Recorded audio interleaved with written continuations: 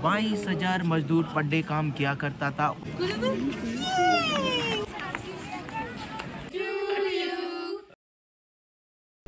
Hello everyone, আসসালামু আলাইকুম। আজকে দিল্লির ব্লগে আপনাদেরকে নিয়ে যাচ্ছি আগ্রাতে তাজমহল দেখতে, যেটা কিনা ইউপি প্রদেশে। সো আমরা ভোর 6টায় রওনা দিয়ে দিলাম। দিল্লি থেকে আগ্রা যেতে প্রায় 4 ঘন্টার মতো সময় লাগে। তো আমরা ট্রাভেলার্সদের মিনি বাসে করে যাই এবং যেহেতু অনেক লম্বা পথ, মাঝখানে থেমে আমরা এটা সেটা দেখি। ফাইনালি আসলাম আমরা। যদি অনেক বেশি ঠান্ডা ছিল, আপনারা জানেন আমরা যখন গিয়েছিলাম জানুয়ারির দিকে অনেক বেশি ঠান্ডা ছিল। সো আমরা শীতের কাপড় তো অবশ্যই পরা ছিল, আর বাতাসটা খুবই ঠান্ডা।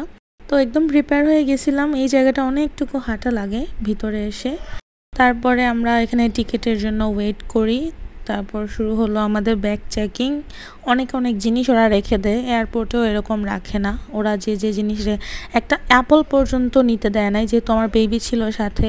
ভাবলাম ওইখানে অনেকক্ষণ থাকবো, ফ্রুটস কিছু একটা থাকলে ওরা খাইতে দিতে পারবো, বাট ওইটা ওরা সাথে দেয় নাই। তো যাই হোক, আমরা যখন ভিতরে যাচ্ছিলাম এরকম ওরা জাদুঘরের মতো অনেক জিনিস, মানে তাজমহল রিলেটেড অনেক ইনফরমেশন এরকম দিয়ে রেখেছিল। 22,000 मजदूर पर डे काम किया करता था। उस समय कोई लाइट नहीं, कोई इलेक्ट्रॉनिक सिस्टम नहीं, तो लोग क्या करता है, हैंडवर्क। তো এটা হচ্ছে আমাদের গাইড। ওখানে গেলে অনেকেই গাইড হিসেবে যাওয়ার জন্য গাইড নিয়ে যেতে হয় আসলে। সো ওনাদের আইডি কার্ড থাকে, ওদেরকে একটা নির্দিষ্ট অ্যামাউন্ট পে করতে হয়। ওনারা হচ্ছে তাজমহল রিলেটেড যত ইনফরমেশন আছে, যদিও আমাদের অনেকেই লেখাপড়ার থ্রোতে জানা ছিল, বাট সব তো মনে থাকে না। বাট গাইডরা হচ্ছে A to Z সব সুন্দর করে বিস্তারিত বলে দেয়। তো ওগুলো শুনতে অনেক মজা লাগে, মানে সামনাসামনি দেখে জিনিসটা জানতে পারাটা অনেক বেশি সুন্দর, মানে ভালো লাগে আর কি। সো আমরা এটা হচ্ছে ফার্স্ট গেট যেটা দিয়ে ঢুকলাম।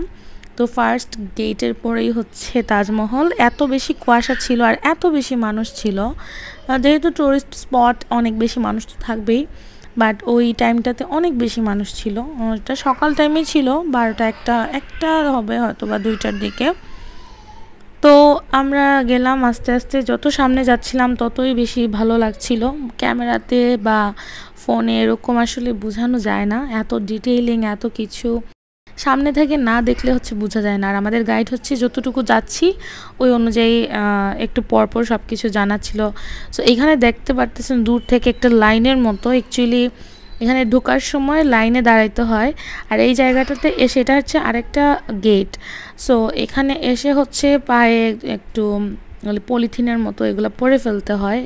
তো এটা পরে হচ্ছে ভিতরের কোনো ভিডিও ওরা করতে দেয় নাই, ওইটা একদমই নিষেধ ছিল। সো ভিতরের আমি ওরকম ভিডিও করতে পারি নাই, বাট ভিতরে যাওয়ার আগে মুহূর্ত পর্যন্ত কিছু নিয়েছি। এই যে লাইনে কিন্তু খুব বেশি সময় লাগে না, যেহেতু হেঁটে হেঁটে সবাই ঢুকে পড়তেছে, বাট অনেক লম্বা লাইন কিন্তু। এই যে এক মাথা থেকে শুরু হয়েছে আর এক মাথা পর্যন্ত।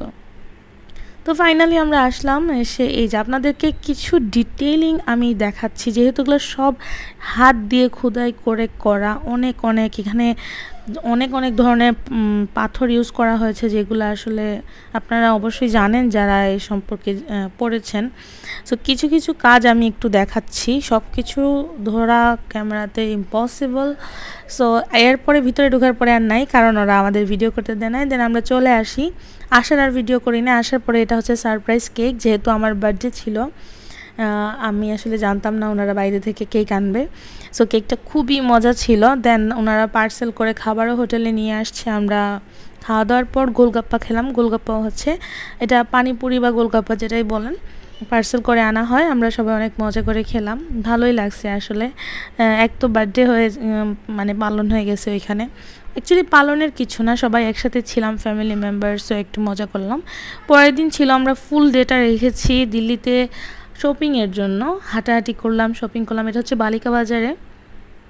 আর ওইখানে এক ঝাঁক কবুতর এখানে খাওয়া দিচ্ছিল, আর আমি গিয়ে ওদের খাওয়াটা একটু নষ্ট করে দিয়েছিলাম। অনেক খারাপ লাগছিল, বাট একটা ভিডিও নিয়ে নিলাম আর কি। এই সুযোগ আর কখন আসবে জানি না।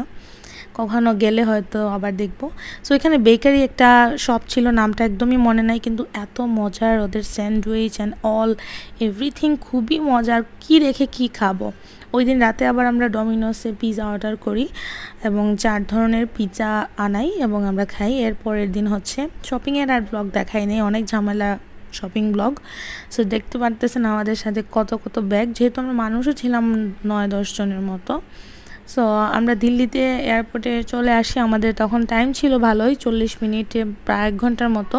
সো এখানে যেহেতু স্টারবাকস ছিল, সাবওয়ে ছিল, ম্যাকডোনাল্ডস, কেএফসি সবই ছিল, তো ভাবলাম সাবওয়েটা অ্যাটলিস্ট এখানে খেয়ে যাই লাঞ্চের মতো।